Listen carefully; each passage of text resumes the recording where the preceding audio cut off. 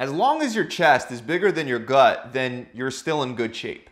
Obviously, I'm joking, but you may have heard this from one of your friends or on a muscle building forum online. And even though there's a lot more to being in good shape than just having nice pecs, the chest is one of the most noticeable muscle groups regardless of what you're wearing, and it's one of the first things that people will subconsciously pay attention to when you first walk through the door.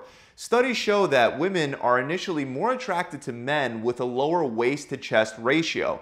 And if you have a big prominent chest, you'll give off a vibe that makes you look stronger, healthier, and more confident. And having strong pecs goes a lot further than just enhancing your appearance.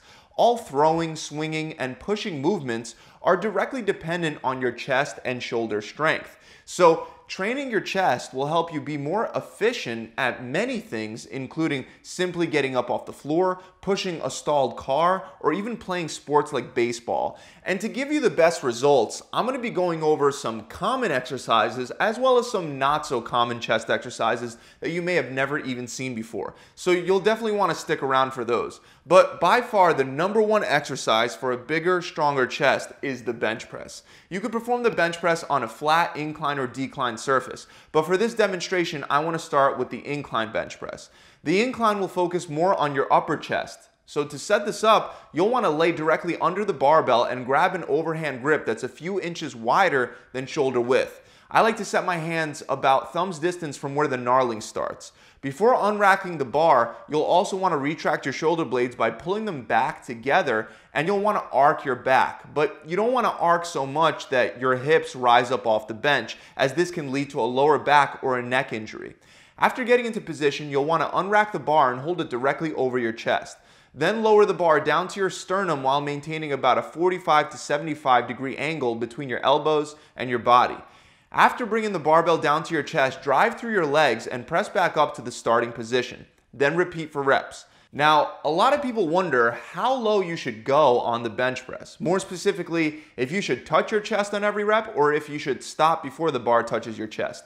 And the answer is that it depends. If you have no problems going all the way down to your chest, then you can do that. But if you're one of the many people that feel discomfort in your shoulders when you're bench pressing, then you're better off stopping about 1 to 3 inches above your chest before returning the bar to that starting position.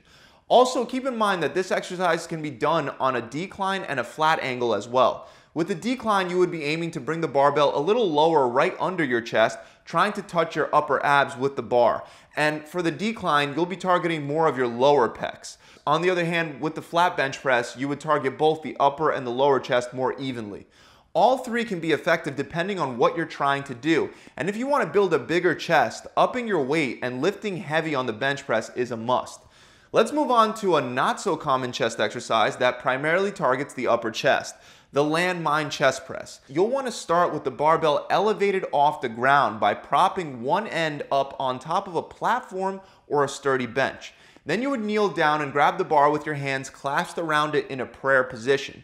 You'll want to be leaning slightly forward towards the barbell with the bar under your chin, and then you'll want to stick your chest out while keeping your shoulder blades retracted and tight together. Then press the bar up until your arms are fully extended before returning back under your chin and repeating for reps. While doing this exercise, you'll want to really concentrate on squeezing your hands together to make it even more effective at hitting the chest. Next up, we have a longtime favorite isolation exercise, the dumbbell fly. Now, this exercise is not appropriate for everyone, and it can easily be done the wrong way, which can potentially injure your shoulders. So if you have had a shoulder injury in the past, or you just have nagging shoulder pain, I'll give you a variation in a second as well. But just like with the bench press, you can do this on a flat, incline, or decline angle, and you want to make sure to retract your shoulder blades before beginning. Once you do that, you can lay back and raise the dumbbells straight over your chest. Next, lower the dumbbells to your sides, following a wide arc-like path while maintaining a slight bend in each of your elbows. Do not do this exercise with your elbows locked out, as this will put extra strain on the biceps and take tension off your chest. And to avoid shoulder problems, it's very important that you don't go down too far during the fly. We don't really want the dumbbells going any lower than even with the chest. Although you won't get that extra stretch, for most people getting that stretch is simply not going to be worth the risk of injury. But after bringing the dumbbells down to your sides, return the dumbbells in the same wide arc-like path to the starting position over your chest. then repeat for reps. Now, if this still bothers your shoulders, you can do a variation on the floor. The floor will stop your elbows and prevent you from going too low. And even if you have healthy shoulders, this is a great variation to mix into your chest workouts because you'll be able to use a heavier weight since you'll be going through a shorter range of motion. Now up next, we have a staple compound chest exercise that can rival even the bench press in terms of effectiveness. The dumbbell press. While bench pressing with a barbell will give you the advantage of being able to lift a much heavier load since you'll have both hands on one bar, using dumbbells has its own unique advantages. Since your hands won't be connected the way that they would with a barbell, your chest will be actively involved in keeping the dumbbells from spreading apart and falling out to your sides as you perform your reps. This is actually one of the main functions of the chest, and it's known as horizontal adduction. The other advantage is that you'll be working each side independently, allowing you to even out any kind of strength imbalances you may have developed on the bench press in which one side might have started getting stronger than the other. So to perform dumbbell presses correctly, we want to grab 2 dumbbells that are heavy enough to be challenging for you, and then place the dumbbells on your thighs close to your knees. Make sure to first retract your shoulder blades before lying back, and then as you lay back, raise each leg up one at a time to get the dumbbells right over your chest. Just like with the bench press, you'll want to arc your back without raising your hips off the bench and drive through your legs to press the dumbbells straight up over your chest. Then lower back down and repeat for reps. Now, another great dumbbell exercise that'll actually help you target your inner chest is the Hex Press. And I want to give you a great tip to make it even more effective at targeting those pecs. Just like with the dumbbell press, you would begin by thrusting the dumbbells off of your knees and bringing them up over your chest. But this time, you're going to have the dumbbells touching together in a neutral position. That tip that'll highly help you increase the tension on your chest is to really squeeze those dumbbells tight together throughout the whole exercise. Once you have them tight against each other, you want to press the dumbbells straight up, and I like to stop right before locking out my elbows to really keep all that tension on the chest.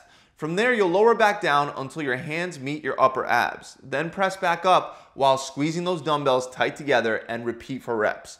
Now, something that we haven't touched on yet is the cable cross, and there are many effective variations you can do for your chest, starting with cable flies. Just like with incline and decline bench, you could set the cables lower than your shoulders and aim to bring your hands up higher to target more of your upper chest, and you can set them above your shoulders to target more of the lower chest. But either way, you'll want to begin by grabbing both cables and taking a step forward. Then, while maintaining a slight bend in the elbows, bring the cables together in an arc-like motion. Just like with the dumbbell flies, you want to imagine that you're hugging a really wide tree as you bring your hands together. Then open up your arms and bring the cables back and stop when your hands are about even with your chest before repeating for more reps. You can also do a crossover with each rep to get that extra squeeze at the end of your reps. And one of my favorite variations on the cable is done on the floor using one side at a time. Here you would lower the cable to the bottom, lay down on your back, and essentially perform a fly on one side. But the difference is, at the end of each rep, you'll really want to reach across your chest rather than just stopping over the midline of your chest. This can help give you a great pump, especially when incorporated as a superset at the end of your workout. Now, for our final exercise, we have chest dips. Most people identify dips as a tricep exercise, and the amazing chest benefits are usually overlooked. Dips will work your entire chest, but they'll put extra tension on the lower part. And to better target the chest, you would perform this exercise just like regular dips on parallel bars, but you're going to purposely lean forward the whole time. So after you jump up and lock your arms out, you'll want to lean forward and lower your body until your shoulders are even with or just slightly under your elbows.